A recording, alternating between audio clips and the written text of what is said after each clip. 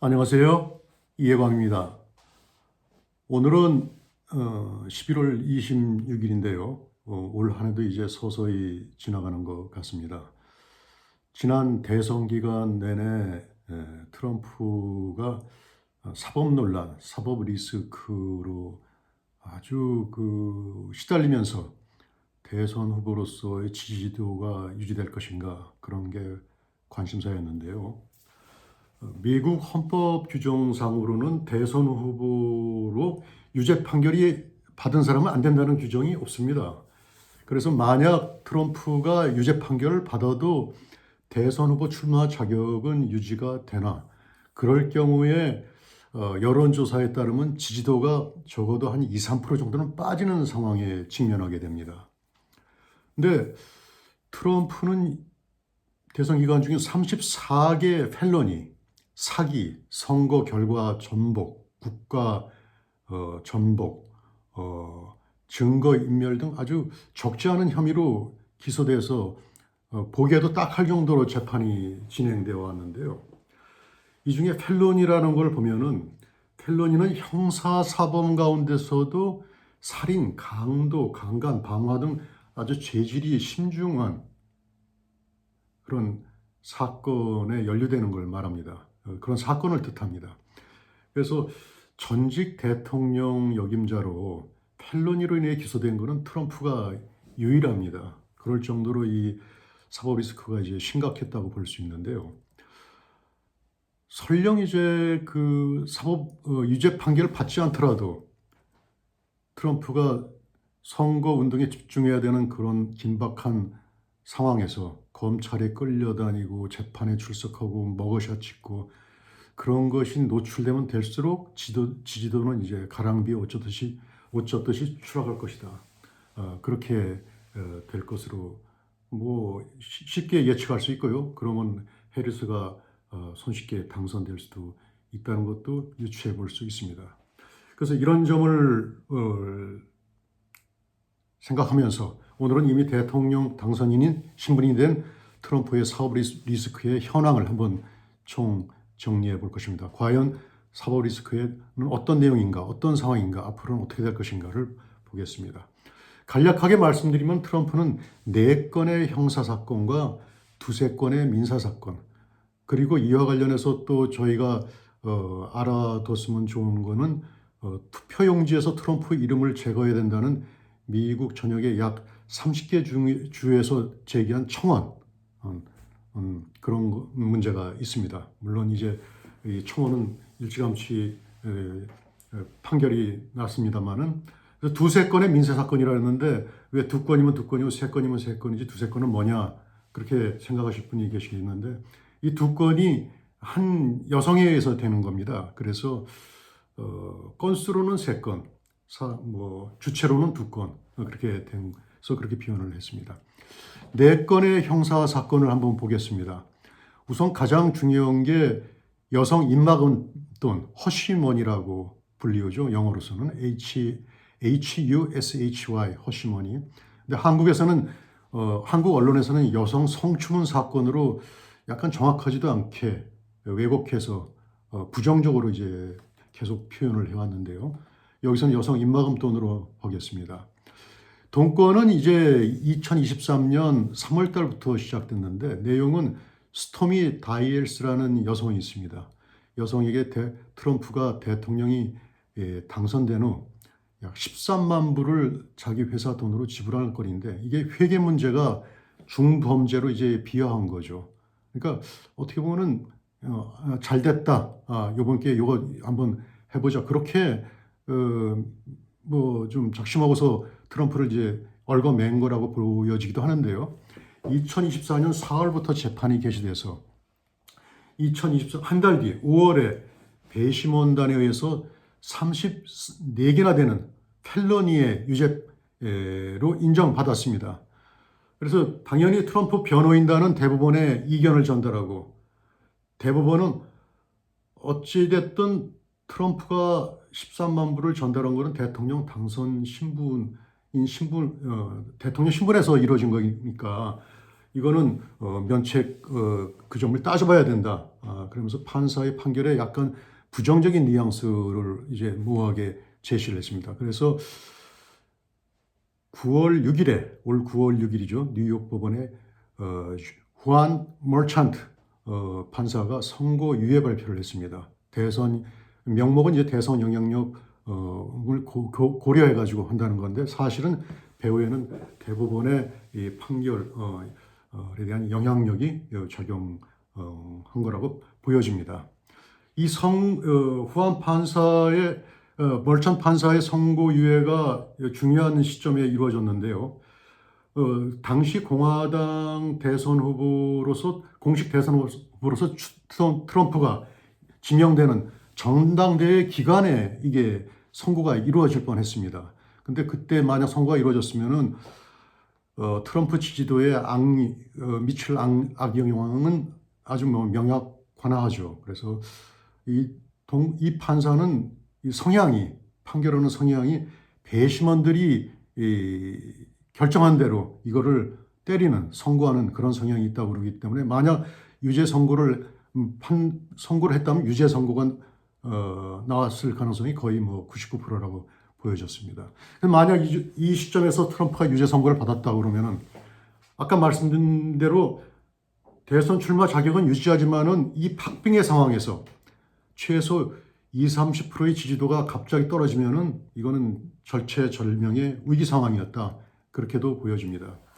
근데 이 멀천 판사는 며칠 전이죠. 11월 22일 동권 관련 선고를 11월 26일에 하기로 했는데 이거는 무기한 연기할 것이다. 그렇게 얘기했습니다. 물론 이제 11월 5일 대선 결과에 의한 거죠. 영향을 받은 거죠. 아울러서 이제 트럼프 변호인단에게도 이 34개 배심원 유죄 판결의 이 처리를 중단해달라, 취소해달라고 요청을 하라. 그렇게 허용을 했습니다. 거기에 대해서 뉴욕 맨하탄 지방검찰은 할 수 없다. 멀찬트 판사의 왜 결정에 동의한다. 그러면서 내심으로는 이제 뭐 궁시렁 되는 거죠. 썩 유쾌하지 않은 동조죠. 아울러서 또 트럼프 변호인단은 더 나아가서 트럼프 당선인의 여기서 만족하지 않고 트럼프 당선인의 대통령 면책권을 적극 강조하고 동권 자체를 취소하라, 각하시켜라, 기각해라 그런 거를 이 판사에게 지금 요구하고 있습니다. 그래서 일단은 이제 무기한 동결로 이제 들어간 거죠. 이게 이제 형사사건 첫 번째고 두 번째와 세 번째가 2020년 대선 결과 뒤집기랑 퇴임 후 말하라고 트럼프 대저택에서 국가기밀 불법 관리 문제 두 건이 있습니다. 이거는 법무부가 지명한 잭 스미스 특별검사가 이제 집요하게 물고 늘어진 건데 결론적으로 잭 스미스 검사는 11월 8일 이 담당 판사에게 동권 추진을 중단해 줄 것을 요청했습니다. 이유는 트럼프 재선이라는 전례 없는 환경하에서 이걸 더 이상 진행할 수 없다. 그렇게 이제 이유를 대면서 이거는 이제 중단하겠다. 그렇게 일단 요청을 했습니다. 그래서 좀 더 이제 들여다보면은 스미스 검사는 그동안 아주 불독처럼 집요하게 끈질기게 이 건을 추진했습니다. 그래서 대심원단에 의해서 이미 4건의 중범죄 펠러니가 결정이 되고 또 지난 8월에 또 다시 기소를 하고 그렇게 해서 진행되고 있던 과정이 있었고요. 플로리다 법원에서 취급했던 이 기밀 자료 문제, 왜냐하면 마라라고가 플로리다에 있으니까 대저택이 담당 판사는 스미스 검사 임명이 우연적 요소가 있다. 그래서 약간 옥신각신하고 그래서 순조롭지 않은 상황이었는데 어쨌든 이 건도 포기가 됐고요. 그래서 두 건이 이제 사실상 이제 잭 스미스 검사에 의해서 이걸 포기하겠다 그런 표명이 있었던 거고요. 근데 여기에서 기밀자료 부실 처리 관련된 문제에 관해서 한마디 언급하면은 이거는 힐러리와 바이든도 결코 여기서 자유롭지를 못하다. 그런 점을 한번 지적하고 싶습니다. 힐러리는 단지 관리가 부실한 게 아니라 이메일에 있는 기밀 자료를 대량 파기를 하고 컴퓨터를 없애버리고 그런 혐의까지 있어서 이건 더 트럼프에 비해서 더 이건 심각한 게 아닌가 그렇게 보여지고 있는데 트럼프는 이 건으로 대선 기간 중간에 아주 법적으로 형사 책임을 끝까지 추궁받는 상황에 처했죠. 근데 더 이제 변화된 대선 결과로 변화된 환경에서 재밌는 거는 트럼프는 이제 1월 20일 대통령에 취임하면은 잭 스미스 특별검사를 해임할 수 있습니다. 법무부의 잭 스미스 특별검사 팀을 해임할 수 있고 또 트럼프 대통령 당선인 자신이 내가 내년에 취임하면 즉시 나는 이 사람을 해임할 거다. 그렇게 이미 공언을 한 상태입니다. 그래서 이 스미스 검사팀이 1월 20일 이전에 두 건의 형사재판권을 취소할 것이라는 관측이 이미 나오고 있고요. 아울러서 해임 당하기 전에 미리 사임할 것이다. 이들이 그런 관측도 나오고 있었습니다. 이런 와중에 어제인가요? 11월 25일 동검사는 법원에 동권 두 개를 모두 기각해 줄 것을 공식적으로 요청을 했고 오늘 한국 언론에도 뭐 대충 보도가 된 것 같습니다. 마지막 형사사건 네 번째는 뭐냐면 조지아주 대선 결과를 뒤집었다. 요건 관련해서 트럼프가 이제 또 형사 연루된 건데요. 2020년 대선에서 조지아주가 아주 박빙이었습니다. 트럼프가 한 246만 표라면 바이든은 한 247만 표. 양자 간의 차이가 11,779표였습니다. 그러니까 트럼프가 화가 나가지고 조지아주 선거관리위원회한테 전화 걸어서 내 표 12,000표 찾아내. 이걸 찾아내면 내가 이길 수 있잖아. 그렇게 해서 전화를 하면서 항의를 하고 뭐 닥달을 했는데 이게 육성 전화 녹음이 돼가지고 이게 빼도 박도 못하는 증거가 돼서 대선 결과 뒤집기 혐의로 형사 입건돼서 이렇게 끌려온 거죠, 그동안. 그래서 이거는 트럼프 비서실장 외에 18명이 또 트럼프의 18명이 집단으로 연루되어 있습니다. 비서실장 포함해서. 그래서 어쨌든 이것도 대선 승리로 더 이상 진행이 되지 않고 있고 트럼프 변호인들은 당당하게 이거는 이제 면책 사안이다. 그렇게 이제 주장하고 있고 이건 이제 먹혀 들어가는 얘기고요. 당연한 얘기고. 재밌는 건 또 여기서 나머지 18명 비서실장 치프 오브 스텝 마크 메도우스를 포함한 18명의 운명인데 이들은 이제 이거는 정치적인 사건이니까 주정부 차원에서 하는 게 아니라 연방 법원에서 주 차원의 법원이 아니라 연방 법원에서 이거 다뤄진다고 주장을 하고 있는데 향후 이들의 처리가 어떻게 될지 과연 트럼프가 면책적 그 혜택을 받는 것이 이들에게 어떠한 영향이 직간접적으로 있을 것인지 한번 보는 것도 흥미로울 것 같습니다.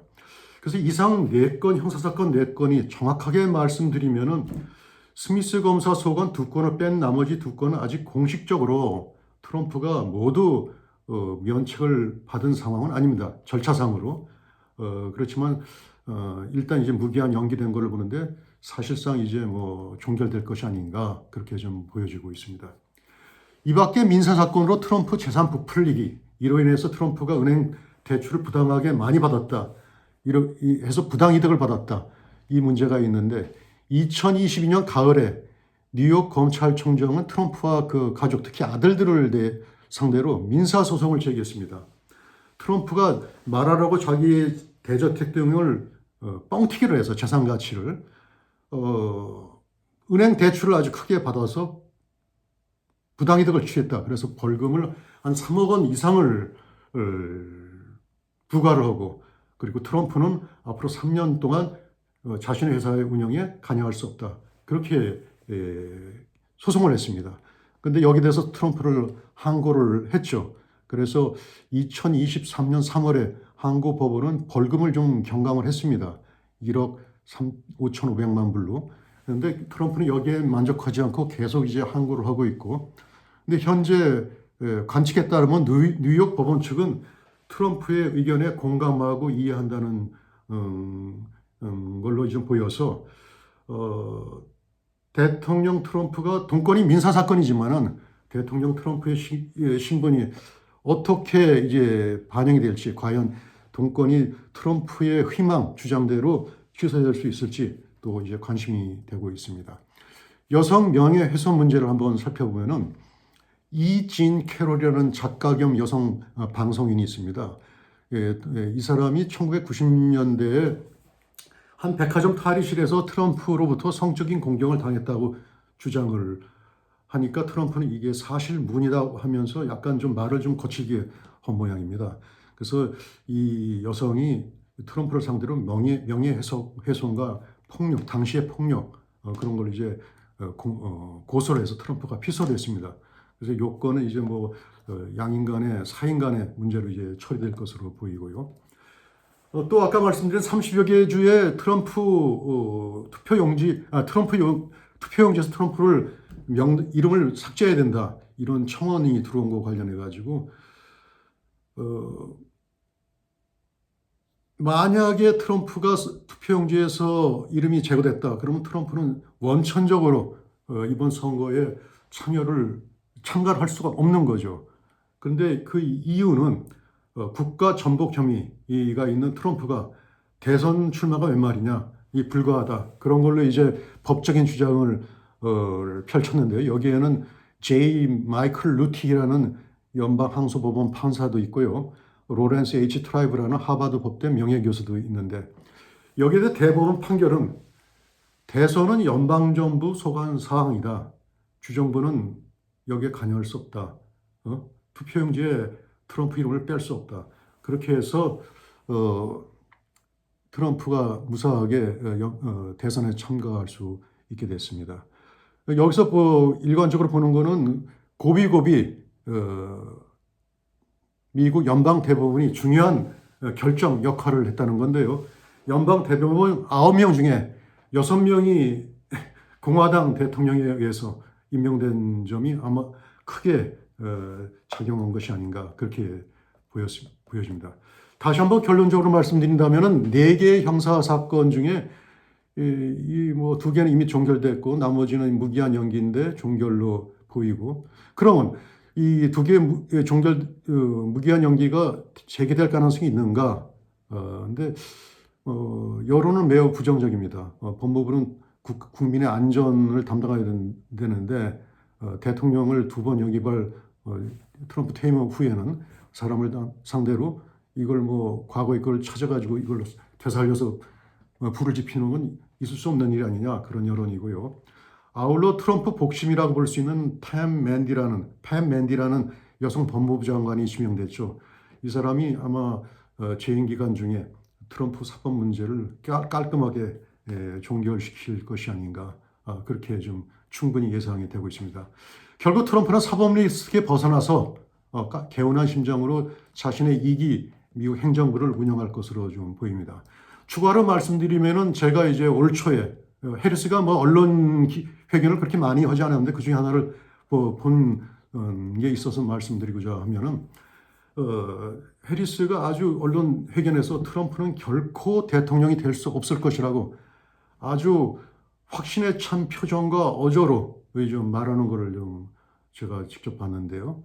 그래서 제 생각에는 고급 정부를 접할 수 있는 위치에 있는 부통령인 해리스가 저 정도로 얘기를 자신만만하게 하는 거 보면 트럼프가 뭔가 걸려도 단단하게 걸렸구나 그런 생각을 하면서 참 이거 걱정이다 그렇게 좀 보였는데 아울러 해리스가 대선 후보 수락 연설에서 공식 연설에서 자신은 지금까지 검사로서 강력 범죄를 취급하면서 중범죄를 많이 다뤘다고 하고 트럼프와 같은 중범죄자를 어떻게 다뤄야 되는지 자신은 잘 알고 있다. 그렇게 얘기를 한 거를 좀 기억하시는 분이 계실 겁니다. 이렇게 후원을 했는데 여기에 대해서 민주당 지지자들, 청중들이 막 환호를 크게 했는데 결론적으로 뭐 다 아시다시피 트럼프의 압승으로 대선이 끝났고요. 이거는 미국 유권자 국민이 지금까지 1년에 집요한 사법 리스크를 정치적인 박해로 인식한 걸로 판결이 나온 게 아닌가 그렇게 보여진다고 생각할 수 있습니다. 그래서 해리스가 부실한 근자감에 기초한 뻥튀기, 과장 허언이 참 입증된 건데 참 이게 좀 약간은 인상적입니다. 그래서 돌이켜보면 이 사법 리스크가 과거 전례 미국 대선에서 없었던 이런 사법 리스크가 2024년 미국 대선을 보다 더 흥미진진하게 만든 요소고 이 허들을 계속 넘는 장애물 경기를 보는 느낌을 갖게 했는데요. 트럼프의 암살 시도 극적으로 이제 여기서 생존했죠. 또 이런 집요한 사법 리스크를 이겨내고 트럼프가 대선 승리를 쟁취한 것이 아주 좀 극적으로 좀 의미가 있다고 보여집니다. 이상 오늘은 트럼프 사법 리스크 내용과 현황에 대해서 간략하게 알아봤습니다. 오늘은 여기까지입니다. 다시 새로운 내용으로 찾아뵙겠습니다. 안녕히 계세요.